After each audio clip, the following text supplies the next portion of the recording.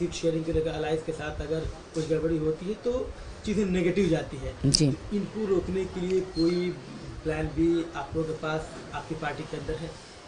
देखिए यहाँ पर आप लोग मेजर पार्टी है। हाँ, बड़े भाई की भूमिका में माननीय हेमंत सोरेन जी हैं और जेएमएम है। दरअसल देखिए ऐसा है ना कि इंडिया अलायंस की जो मीटिंग्स होती रही हैं नेशनल लेवल पर भी, कहीं में मैं भी उपस्थित थी, तो उसमें मैंने देखा तमाम बड़े नेता एक ही बात को कहना चाह रहे थे घुमा फिरा के कि हमारा लक्ष्य है मैक्सिमम सीट जीतना, और जीतने की गारंटी जो कैंडिडेट दे सकता है वो कैंडिडेट जिस भी पार्टी के हैं उनको टिकट मिलना चाहिए, ये बात है। मान लीजिए कि कहीं कोई, जैसे पिछले 2019 के चुनाव में हम लोगों को सफलता क्यों मिली थी, इसलिए मिली थी कि वहाँ पर देखा गया कि कौन सिटिंग है एमएलए, जो सिटिंग है उनको तो मिलना ही है, और जो पिछले चुनाव में जो सेकंड पोजीशन में थे तो उनको मिला, और जो सिटिंग थे उनको मिला।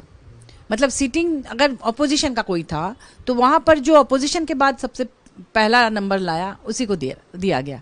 समझ रहे हैं ना कि कहीं अगर बीजेपी के एमएलए हैं तो वहाँ पर बीजेपी के बाद जिसको सबसे ज़्यादा जो स्कोर किया था उसको टिकट मिला। तो वो चीज़ इस बार भी मुझे लगता है कि इस तरह का ही कुछ किया जाएगा ताकि मैक्सिमम सीट निकले। सिर्फ किसी को संतुष्ट करने के लिए, किसी को खुश करने के लिए निश्चित रूप से कोई भी पार्टी टिकट नहीं देगी। वो देखेगी कि कौन सबसे ज़्यादा जीत का भरोसा दिला सकता है, कौन क्षेत्र में सबसे ज़्यादा मेहनत कर चुका है, किस किस क्षेत्र में पैठ है।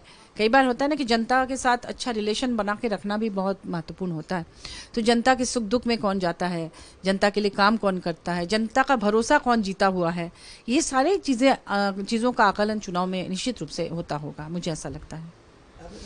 जो जिसकी संभावना ज्यादा है जीत की उसको टिकट मिलेगा जी। कई बार यहाँ कंट्रडिक्शन रहता है कि जो पार्टी के पुराने कैडर हैं वो अलग मेहनत कर रहे होते हैं, उनकी अपनी एक वोट बैंक होता है, अपना उनकी अपनी पहचान होती है, प्लस जो यूथ ब्रिगेड है वो एक महत्वाकांक्षा के तहत टिकट पाने की लालसा में अलग मेहनत कर रहा होता है, उसकी भी उतनी ही पॉपुलैरिटी होती है। यहाँ कंट्रडिक्शन आ जाता है, फिर इस चीज़ को कैसे मैनेज किया जाए? नहीं, यूथ को भी टिकट मिलता है, कैसे नहीं, हमारे पार्टी में कई यूथ को मिला है। और अगर वो जीतने की का भरोसा दिलाते हैं, देखिए सब कोई जीत नहीं सकता, ये भी बात है, कभी 5,000 10,000 20,000 लोग हारते भी, लेकिन जो सब मैक्सिमम वोट ला सकता है उसी को टिकट मिलता है। उसमें यूथ भी होता है, कई जगह से यूथ को हमारी पार्टी ने टिकट दिया है पिछले चुनाव में भी, और अभी भी अगर कोई यूथ ऐसा है, जैसे अमित महतो जी, उनको टिकट मिला था ना, वो तो यूथ थे। फिर कुणाल सारंगी जी, उनको भी टिकट मिला था। तो ऐसे करके बहुत सारे ऐसे कैंडिडेट्स हैं। विकास मुंडा जी भी हमारे पार्टी से लड़े थे, रमेश मुंडा जी के ये थे पुत्र हैं, सुपुत्र। तो ऐसे करके लगातार यूथ को टिकट मिलता रहा है हमारी पार्टी में।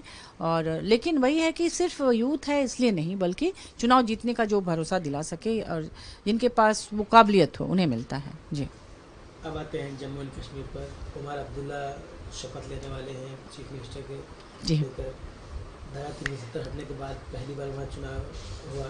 बीजेपी तमाम दावे कर रही थी कि 370 हटने के बाद से वहाँ आतंकवाद कम हुआ है, कॉमन लाइफ जो है वो काफ़ी सुधर गई है, लोगों में अब डर का माहौल नहीं। लेकिन इसके बावजूद एनसी और कांग्रेस की जो उन्होंने जीत हासिल की। अब उमर अब्दुल्ला वहाँ पर चीफ मिनिस्टर, मैं उनको ढेर सारी बधाई शुभकामना देती हूँ अपनी पार्टी की तरफ से। और ये बहुत बड़ी जीत है। भाजपा को जनता नकार रही है विभिन्न क्षेत्रों में, कहीं कहीं कुछ गड़बड़ियाँ होती हैं तो भले ही वो आगे बढ़ जाए।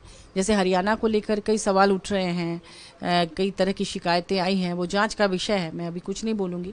लेकिन अमूमन देखा जा रहा है कि बहुत सारे सीट्स में भाजपा को जनता नकार रही है।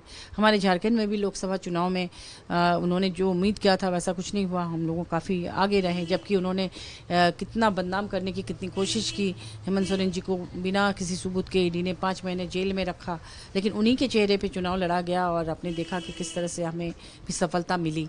आने वाले चुनाव में भी उन्होंने जो काम करके दिखाया है उसके आधार पर निश्चित रूप से हेमंत सोरेन जी ही चेहरा होंगे झारखंड के, और हम फिर से जीतेंगे और फिर से हमारी सरकार बनेगी। जम्मू कश्मीर एक यूनियन टेरिटरी है, वहाँ का सीएम होना एक चैलेंज है जी। खुद उमर अब्दुल्ला भी मानते हैं, अभी कुछ देर पहले उनका बयान आया था कि यूनियन टेरिटरी का सीएम होना एक चैलेंज है जी। अब इसका कंपेयर थोड़ा सा दिल्ली से करते हैं। दिल्ली से दिल्ली भी यूनियन टेरिटरी है, आम आदमी पार्टी की सरकार है, केजरीवाल वहाँ पर सीएम थे, अभी आतिशी है। एलजी का वहाँ पर एलजी होते हैं, मेकिंग में देखा जाता है कि स्टैंड ऑफ की सिचुएशन होती है। उमर अब्दुल्ला मान चुके हैं कि चैलेंजेस आएंगे, क्या वहाँ भी एलजी वर्सेस मुख्यमंत्री होगा? देखिए ऐसा नहीं होना चाहिए। मुझे लगता है कि अगर जनता चुन के भेजती है किसी को, मुख्यमंत्री कोई बनते हैं, तो उन्हें फ्री हैंड देना चाहिए डेवलपमेंट के लिए। इसमें क्या होता है कि फिर आप उन्हीं को दोष देंगे कि आपने काम नहीं किया और काम करने नहीं देंगे। दिल्ली में भी यही हुआ कि इन लोगों ने इतना अच्छा काम किया शिक्षा के क्षेत्र में, स्वास्थ्य के क्षेत्र में, कि पूरा मिसाल बन गया पूरे देश के लिए। लेकिन फिर उनको किसी गलत ये में जेल में डाल देना, बदनाम करने की कोशिश करना, ये जो रास्ते हैं भाजपा के, ये सही नहीं है। इससे जनता शुरू में तो आप बरगला लेंगे जनता को, लेकिन एक समय के बाद जनता भी ऊब जाती है, समझ जाती है चीज़ों को, और उससे फायदा होने की बजाय नुकसान ज़्यादा होता है। इसलिए मैं तो कहूँगी कि स्वस्थ पॉलिटिक्स करना चाहिए। ये जो साम दाम दंड भेद, ये भले ही एक वाक्य है, लेकिन इस पर मुझे लगता है इससे नुकसान ज़्यादा होता है, फ़ायदा कम। इलेक्टोरल बॉन्ड के आने के बाद, डिस्क्लोज होने के बाद अब पता चल गया ना कि ईडी सीबीआई का डर दिखा के कितना चंदा भाजपा ने लिया। आप बीफ को लेकर इतना लड़ाते रहे लोगों को, कितने लोगों का घर जला दिए, जिंदा जला दिए, माने जो दंगा वगैरह हुआ बीफ को लेकर लड़ाने के बाद, अब उन्हीं कितने सारे बीफ कंपनी से इलेक्टोरल बॉन्ड में देखा गया कि भाजपा ने चुनावी चंदा लिया है। तो आप एक तरफ तो जनता को गुमराह कर रहे हैं, एक तरफ आप उसी का फायदा उठा रहे हैं। तो आप कह कुछ रहे हैं, कर कुछ रहे हैं, करनी और कथनी में कोई आपका मतलब सामंजस्य नहीं है। तो इस तरह का नेचर बहुत दिन तक नहीं चलता है। ये बहुत हल्के स्तर का की राजनीति हो जाती है। हाँ, कश्मीर में हाँ, मैं चाहूंगी कि हाँ, एलजी वर्सेस मुख्यमंत्री ना हो, उन्हें शांतिपूर्ण तरीके से, क्योंकि देखिए वो बहुत संवेदनशील इलाका है। वहां पर अगर इस तरह से होगा तो असंतोष पैदा होगा, असंतोष पैदा होगा तो आतंकवाद बढ़ेगा।